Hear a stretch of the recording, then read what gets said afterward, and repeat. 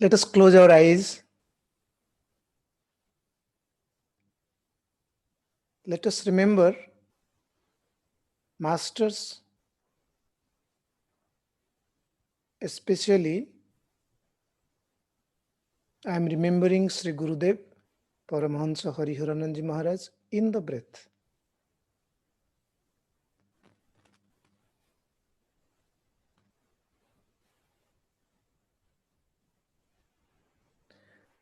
ॐ सदाशिवसमारम्भां श्यामाचरणमध्यमाम् अस्मदाचार्यपर्यन्तां वन्दे गुरुपरम्पराम् श्रुतिस्मृतिपुराणानाम् आलयं करुणालयं नमामि भगवत्पादं शङ्करं लोकशङ्करम् ईश्वरो गुरुरात्मैति मूर्तिभेदविभागिने व्योमवद्व्याप्तदेहाय श्रीदक्षिणामूर्तये नमः. Bowing down to all masters, bowing down to Adi Shankara, bowing down to the self within, and bowing down to everyone present here physically, spiritually, and bowing down to all of you who have joined. May the blessings of God and Gurus guide each of us, and may whatever we speak or listen come from masters, come from Gurus. Om Tat Sat Om. Thank you and welcome. It is my humble gratitude that you are able to join this discussion.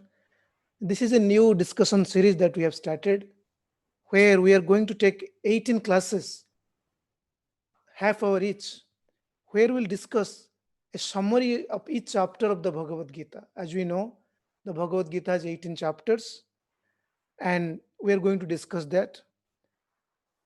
I have requested a very dear friend of mine and my Guru brothers, Swami Divyaswarupananji, to listen to this, because I feel a little dry when nobody is around, and especially when Sampunan Ma is busy doing the technical work. So he is here with me, and also with us is a disciple, Frederick Baba. So I thank you, all of you. Before we start, we're going to chant. I am going to chant. We'll chant together. So if you are there, if you know, you can chant with me, or you can just listen to it. This is the first one verse of Gita Dhyanam. So I am going to chant with closed eyes. Please listen to this. Om Parthaya Pratibodhitam Bhagavata Narayanena Swayam Vyasena Grathitam Purana Munina Madhye Mahabharatam Advaitamrutavarshiniam Bhagavatim Astadashaadhyayinim Amba Tvam Anusandadhami Bhagavat Gite Bhavadveshinim Gite Bhavadveshinim. Here we invoke the Bhagavad Gita not as a book, but as Divine Mother. And it is said, Advaita Amruta Varshini, that it will shower us with the knowledge of unity, divinity, Amruta nectar. And we say that, oh Mother, through your grace only, we can cross this samsara or this world.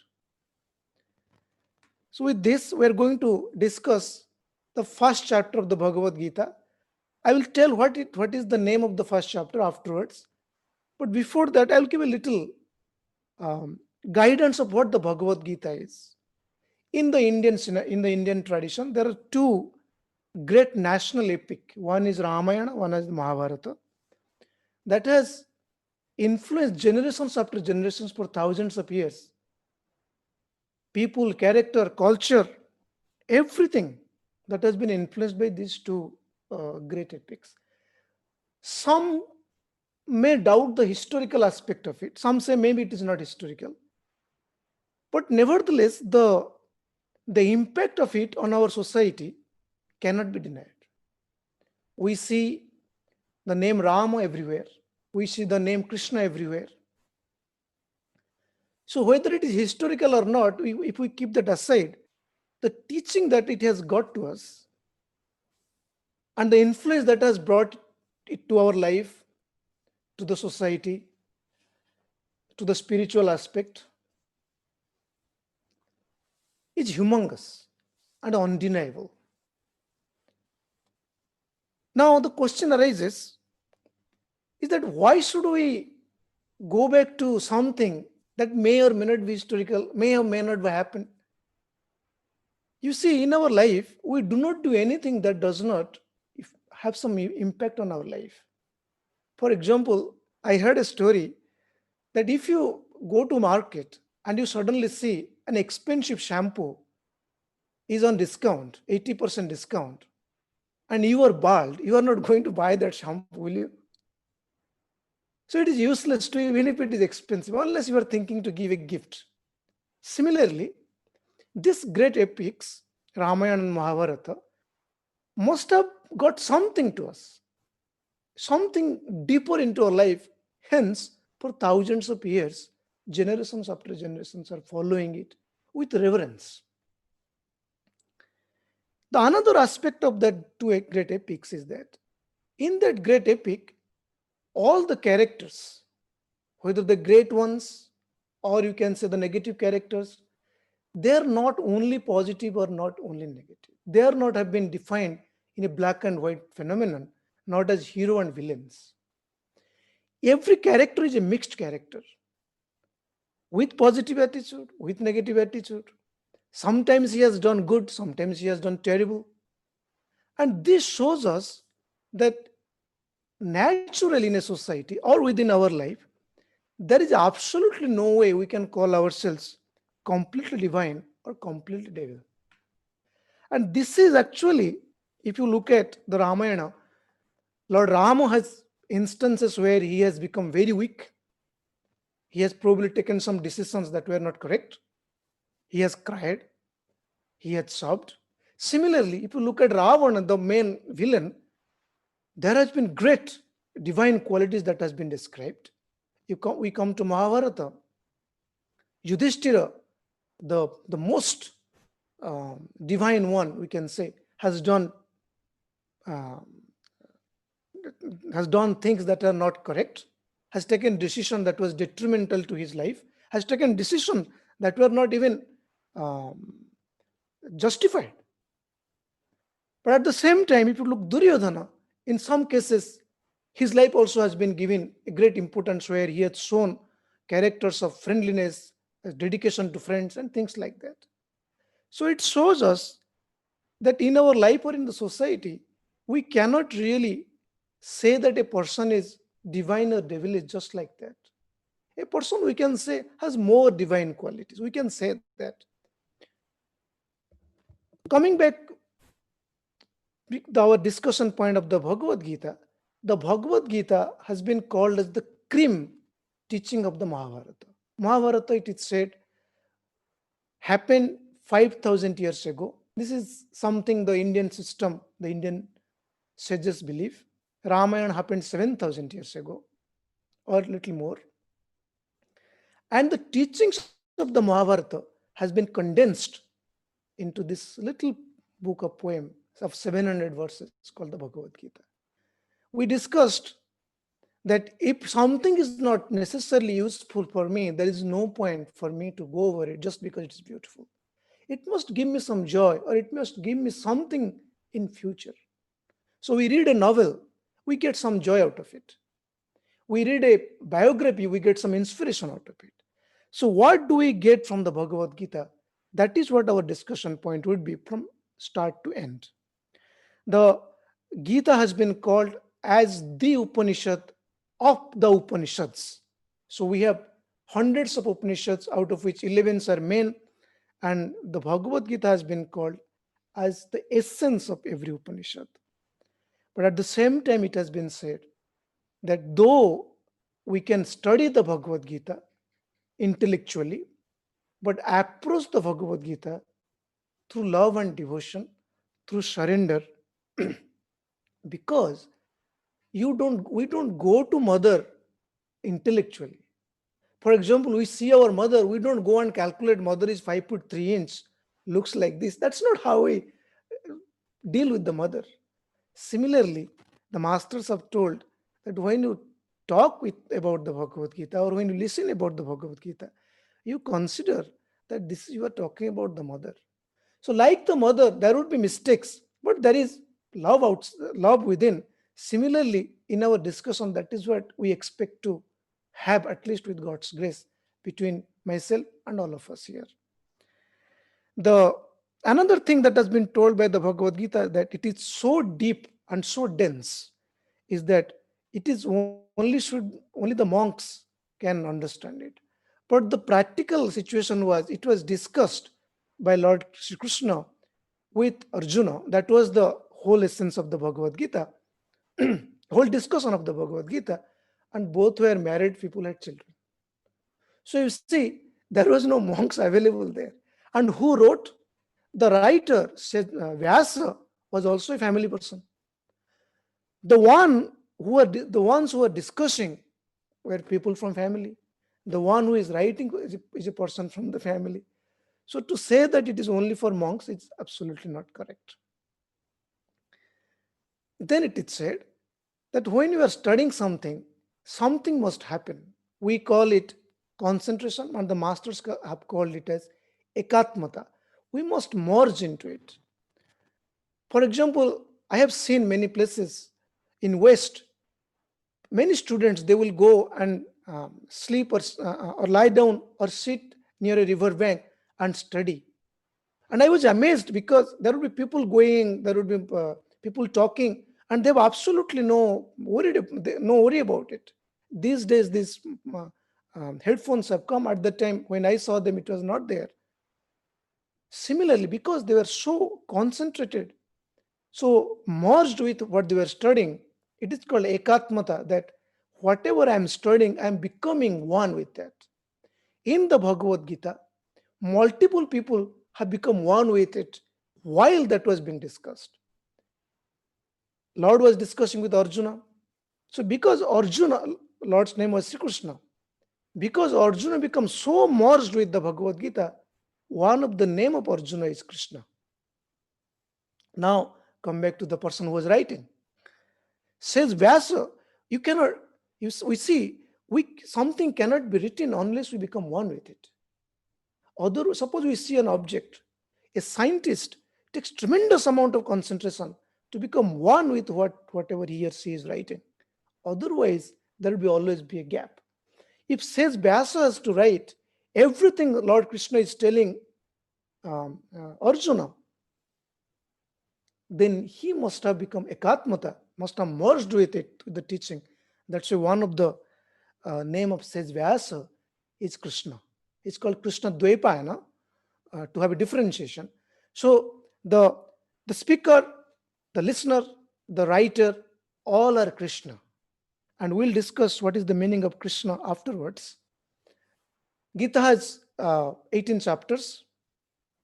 It has been said that you can divide Gita into 3 sections, 666. The first one is about action.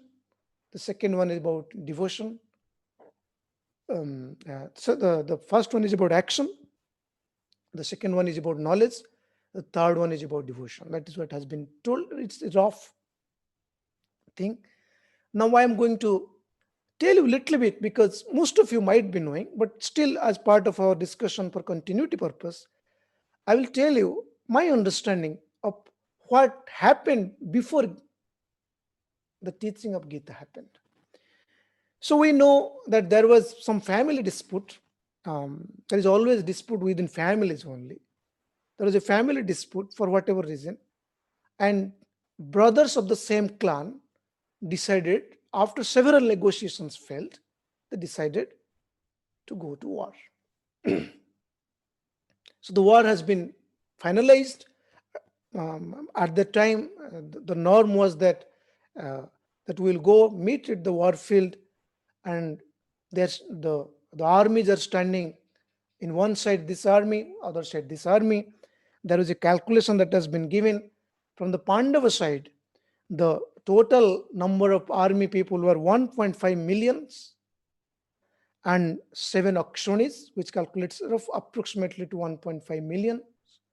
And on the other side, in the Kaurava side, on Duryodhana's side, 11 Akshonis, it is comprising of 2.4 million of people.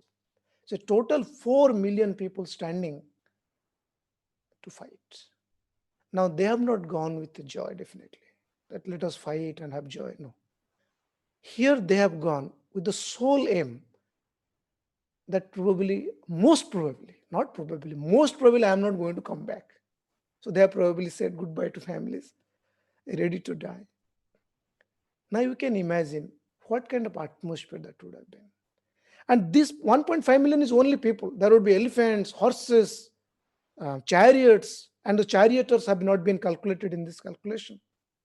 All are standing face to face in that. You can imagine how big the war field would have been. It must not be a silent place. Do you think it would be a silent place there? Horses would be crying. Probably the elephants would be roaring. And the king Dhritarashtra, who is blind, is asking his minister, who has got divine vision from says Vyasa, to see through distance that, oh Sanjaya, his name is Sanjaya, oh Sanjaya, can you tell me what is happening?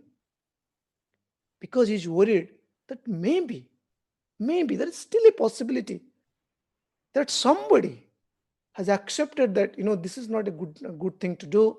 There would be bloodshed. Let us agree to some kind of resolution. Maybe Yudhishthira has taken is taking a final decision to accept some kind of negotiation, and something good might be happening. My personal thinking is, and also some masters say that, though Dhritarashtra is asking what is happening in the war field, in the heart of heart, he is hoping that maybe the war would not happen. And Sanjay is describing the war field. What is happening in the war field is that Duryodhana is going towards his master, his teacher, Dronacharya, and asking, oh Drona, I just wanted to tell you about the army from the other side and about the army from our side. He tells that, he explains that, and he says that I'm requesting you to make sure that our chief of army, which is Bhishma, Pitama Bhishma, must be protected by every one of us. Why? Because Bhishma is considered the greatest warrior at the time, and also he had this unique boon that he cannot be killed. So it is a boon which translates indirectly that he cannot be defeated also. That's what Duryodhana thought. So he's asking that if we protect him, then we are protected. Then our army would definitely overwhelm the opposition army. So with that, everyone thinks that it is okay, good. They start blowing their conch, because blowing up conch in Indian tradition has multiple meanings. Blowing up conch is an auspicious sign. But here, they're going for a war and they're blowing conch because for them, this war is also auspicious. So they blow the conch, and the conch sound and everything, and all the drums and everything became so vibrant and so loud that some people are afraid. You see that sometimes when there is a drum beat or army parade goes, it creates certain agitation within us. That kind of thing has happened. Some people are a little afraid, anxiety is entering. So with these situations, a very interesting thing happens out of nowhere. And there is no clue anywhere why this happened. What happened is, as we know, Arjuna is standing there in the Pandava side. Their chariot is white colored. And Arjuna asks, Lord Krishna says that, "Oh Lord," he has addressed 12 different names of Lord. We'll discuss, probably not this class, next class. He said, "Could you please take me to the middle of the field where I can see who are the people have come to fight with me?" Now please think of it. Why would, I mean, doesn't he know about it? Doesn't he know that he has come for the fight and there will be people on the other side that will come for the fight? There is no secrecy. What has prompted him, if we ask, to tell, not request, not seek permission, to tell that, "Oh Lord, please take me." It was an agya, it was an order almost. "Please take me to the middle of the field and I would like to see who are the people have come to fight with me." So Lord has agreed. We don't know the reason. This is where one of the teachings of Sri Gurudev comes to me every time. Today, I think today or yesterday it came in our, what is that called? Daily blessings? Nectar drops. In nectar drops, only yesterday or today came, all thoughts come from God. So we accept that this thought must be planted by Lord Krishna in Arjuna's mind. Otherwise, nobody asked. Nobody asked, "Please let us see who are they here to fight me." So this is actually what we call as grace. Through this planting of this thought, something great, something marvelous is going to happen. And Arjuna orders. If Arjuna would have asked, "Lord, is it the right decision to go to the middle?" probably something else would have happened. So it is an order, as the charioteers would have done. Lord, no question asked, not why you want to go, what you cannot see, you want to see. No question asked. Lord takes Arjuna to the middle of the field. But here, he does something very interesting. Instead of taking to anywhere else, he takes him and puts him right in front of Bhishma and Drona. Bhishma and Drona are standing next to each other. And he puts his chariot in front of Bhishma and Drona and tells, "Oh Arjuna, I brought you here. I'm keeping in front of Bhishma and Drona. Now, see everyone who has come to fight. Not with you. I'm not here to show you who are the people who have come to fight with you only. See everyone who has come to fight." Now, just for the sake of discussion, if Lord would have taken Arjuna and put him in front of Jayadratha or Duryodhana, for example, things would have been very different. Arjuna would not have had any confusion at all. But he puts him in front of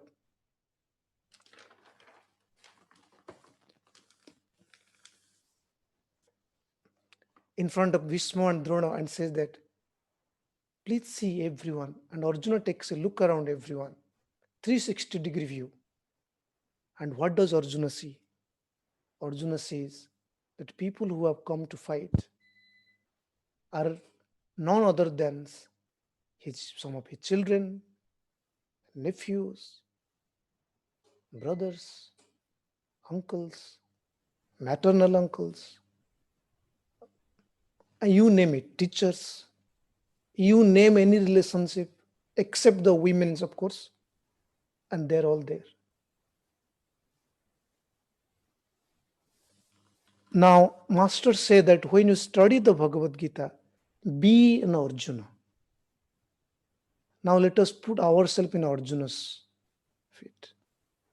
Suppose we are asked to go and do something like this, and we see in front of our eyes, in the back, among the enemies, people whom I do not like, are also people whom I dearly love, people I respect, I revere, my teachers, who has taught me, my grandfather who has raised me, my maternal uncle whom with I have played, my brothers, my child. And looking at this, something most beautiful we would say, compassion has come to his life. Compassion has entered. And why not? Why we call it not good and not. Anybody, if we generally look at, any one of us would be compassionate. And in that compassion, with mixed with dejection, doubt has crept into his mind, and Arjuna is asking himself, what am I doing? And while he's thinking, he's telling to Lord Krishna. He said, what am I doing? Why am I here?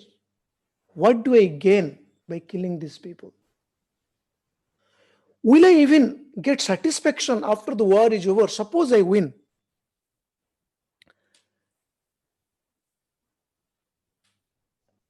Will I get satisfaction that all of these have been killed? Will I even enjoy the blood-soaked the kingdom, blood-soaked riches, blood-soaked power?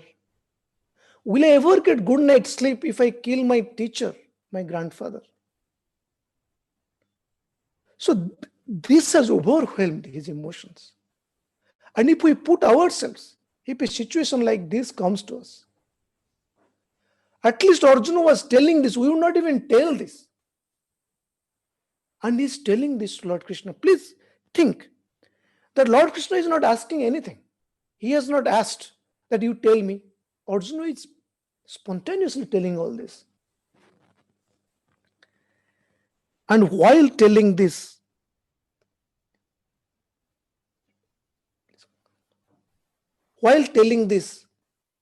these are the physical signs started happening like it happens to us. His body is trembling. It is becoming inert. His skin is burning. He's telling all this. Arjuna is telling all this. My body is burning.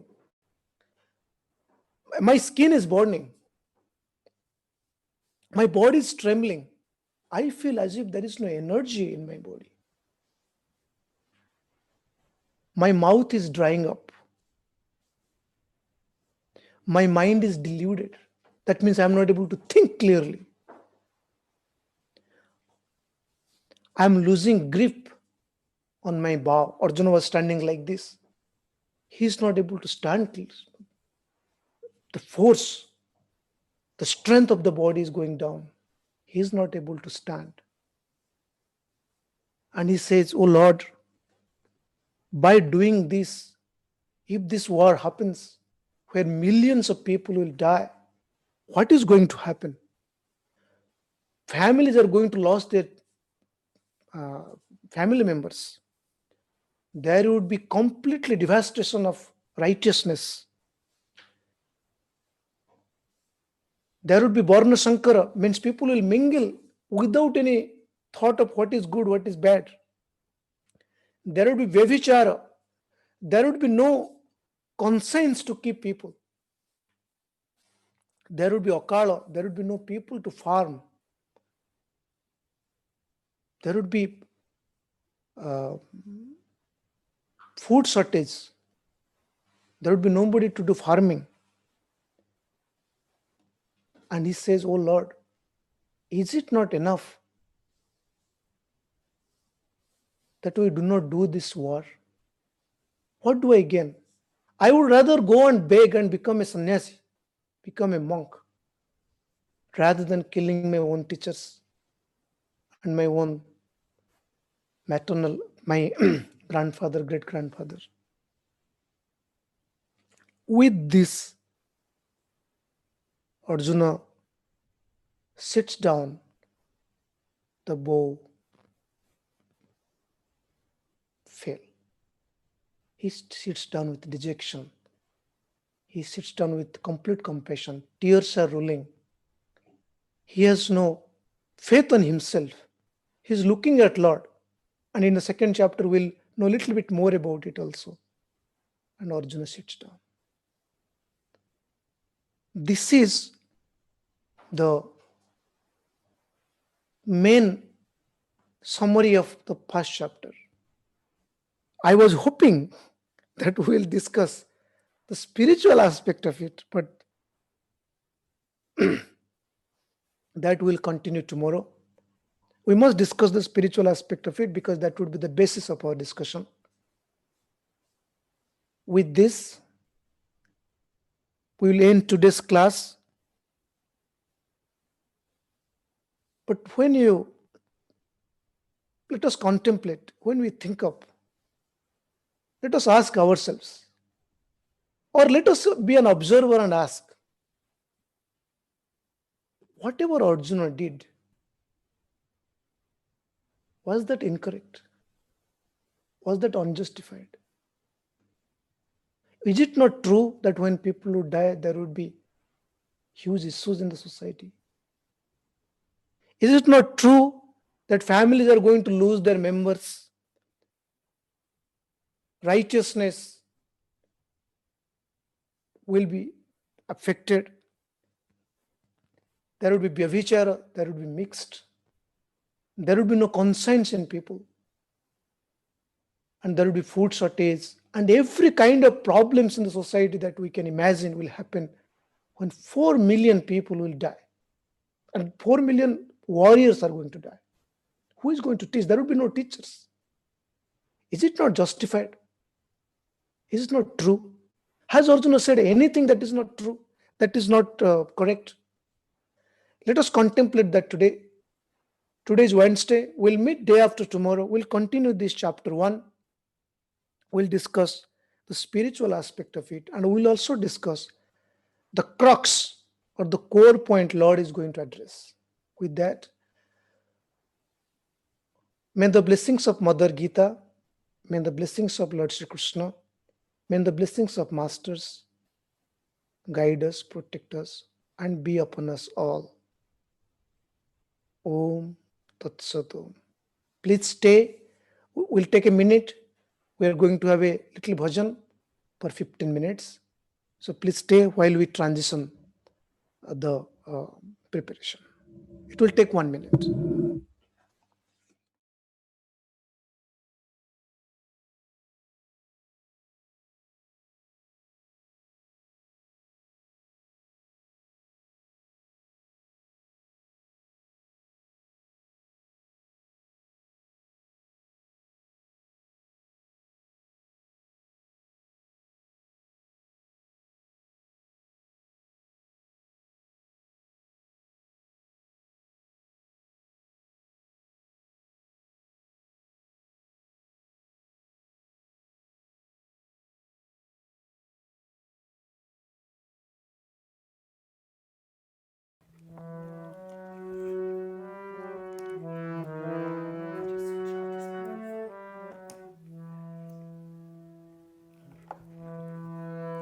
Shri Gurudev तुमको मो प्रणाम करे।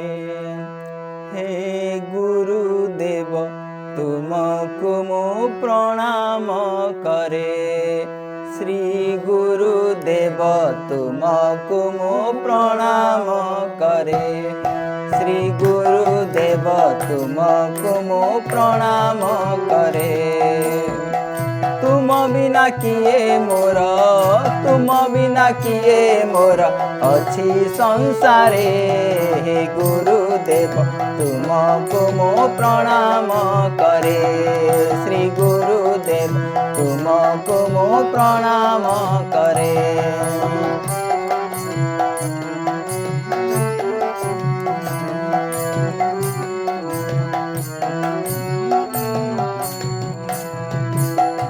तुमे मोर भगवान, तुमे मो प्राण। तुमे मोर भगवान, तुमे मो प्राण। मो जीवन जहा किछि तुमरी दान। तुमे मोर जहा किछि तुमरी दान। तुमे मोर भगवान, तुमे मो प्राण। तुमे मोर भगवान, तुमे मो प्राण। ମୋ ଜୀବନେ ଯାହା କିଛି ତୁମରି ଦାନ, ମୋ ଜୀବନେ ଯାହା କିଛି ତୁମରି ଦାନ। ତୁମେ ପରିବ୍ୟାପ୍ତ ମୋର, ତୁମେ ପରିବ୍ୟାପ୍ତ ମୋର ସର୍ବ ଶରୀରେ।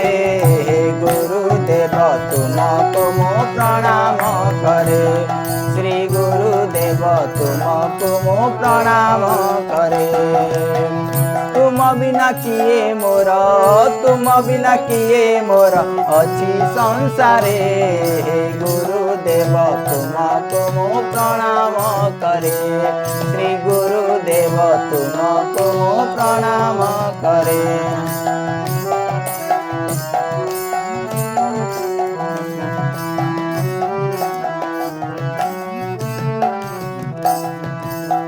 तुमे मोर भागवत, तुमे मो गीता, तुमे मोर भागवत, तुमे मो गीता। तुमे मोर धर्मशास्त्र ब्रह्म संहिता, तुमे मोर धर्मशास्त्र ब्रह्म संहिता। तुमे मोर भागवत, तुमे मो गीता, तुमे मोर भागवत, तुमे मो गीता। तुमे मोर धर्मशास्त्र ब्रह्म संहिता, तुमे मोर धर्मशास्त्र ब्रह्म संहिता। तुम बाणी अंतर रे, तुम बाणी अंतर रे आनंद भरे। हे गुरुदेव तुमको मो प्रणाम करे, श्री गुरुदेव तुमको मो प्रणाम करे। तुम बिना किए मोर, तुम बिना किए मोर अच्छी संसारे। हे गुरुदेव तुमको मो प्रणाम करे, श्री गुरुदेव तुमको मो प्रणाम करे।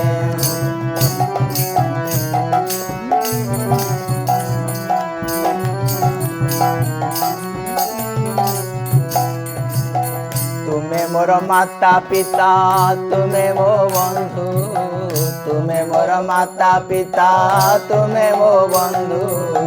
तुमे मो पत्थर साथी करुणा सिंधु, तुमे मो पत्थर साथी करुणा सिंधु। तुमे मोर माता पिता, तुमे मो बंधु, तुमे मोर माता पिता, तुमे मो बंधु। तुमे मो पत्थर साथी करुणा सिंधु, तुमे मो पत्थर साथी करुणा सिंधु। तुमको मु देखु अछि, तुमको मु देखु अछि प्रति श्वास रे। हे गुरुदेव तुमको मु प्रणाम करे, श्री गुरुदेव तुमको मु प्रणाम करे। तुम बिना किए मोर, तुम बिना किए मोर अच्छी संसारे। गुरुदेव तुमको मो प्रणाम करे, श्री गुरुदेव तुमको मो प्रणाम करे।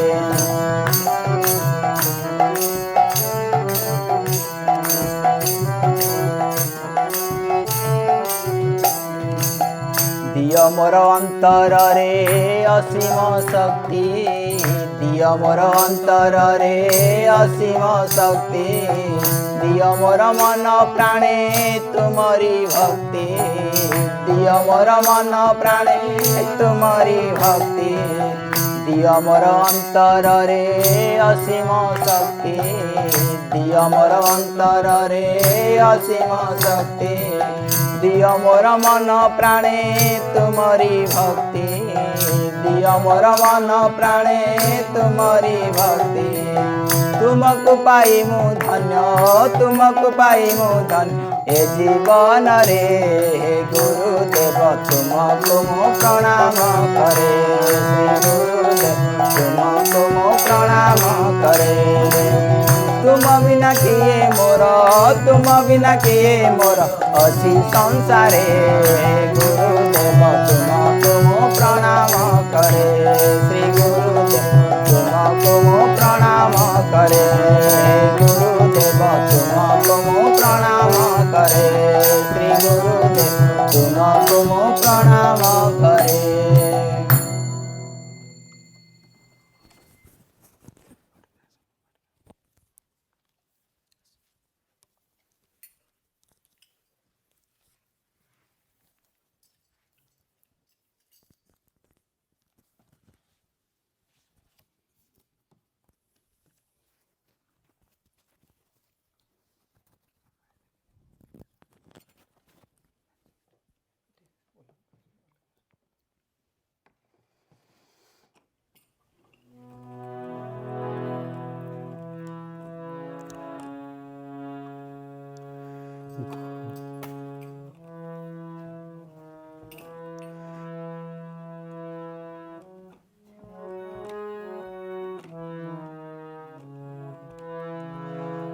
गोविंद नारायण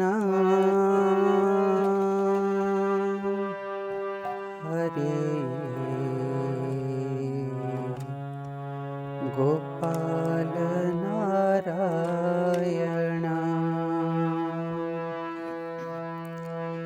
गोविंद नारायण हरि गोपाल नारायण गोविंद नारायण हरि गोपाल नारायण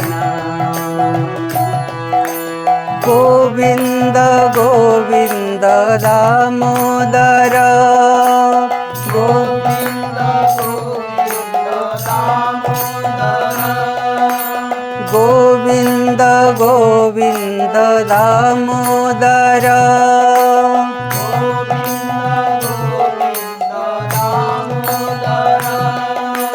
गोविंद गोपाल दामोदर गोविंद गोपाल दामोदर गोविंद गोविंद दामोदर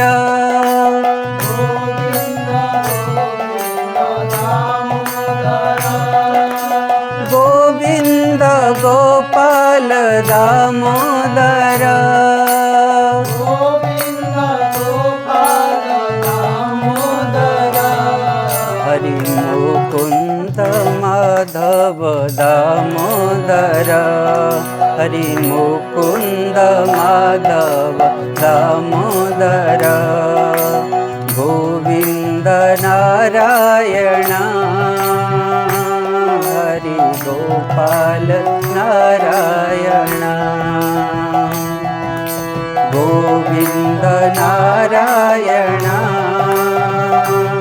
हरि गोपाल नारायण गोविंद गोविंद दामोदर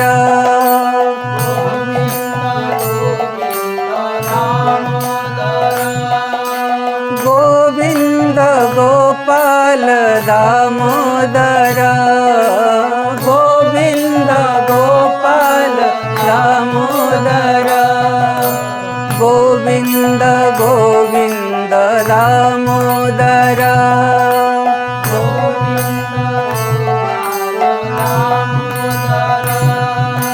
गोविंद गोविंद दामोदर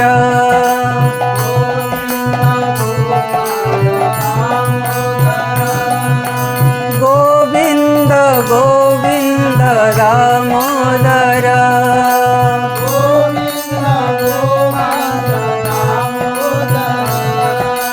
गोविंद गोपाल दामोदर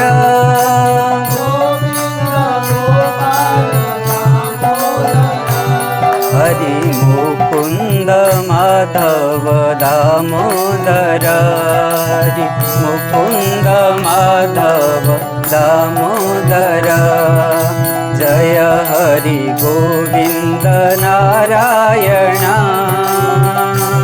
हरि गोपाल नारायण जय हरि गोविंद नारायण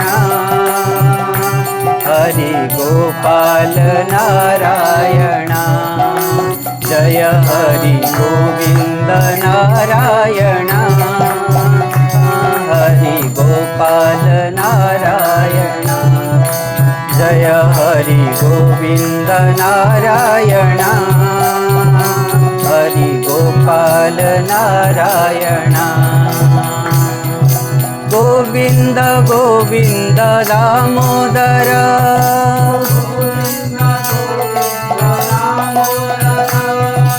गोविंद गोविंद दामोदर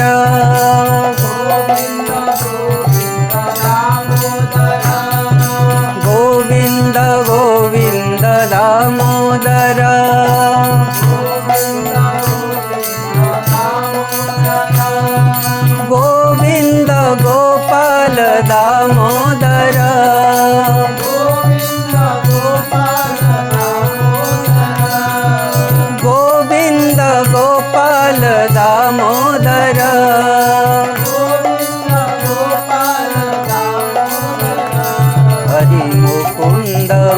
माधव दामोदर हरि मुकुन्द माधव दामोदर हरि मुकुन्द माधव दामोदर हरि मुकुन्द माधव दामोदर हरि मुकुन्द माधव दामोदर हरि मुकुन्द माधव दामोदर.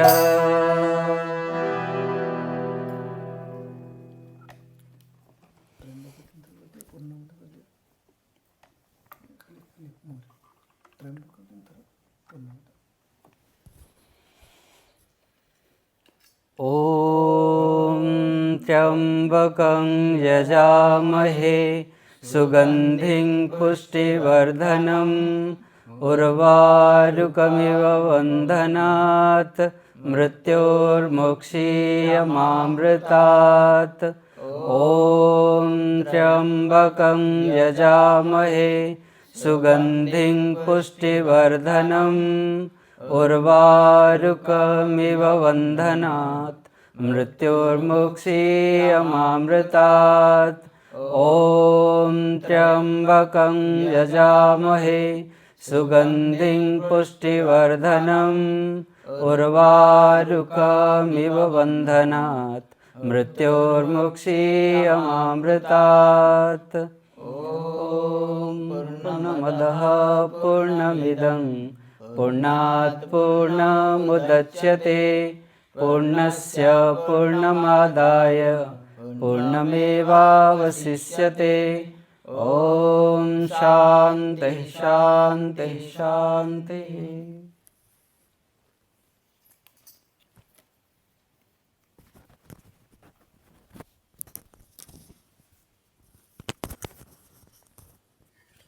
We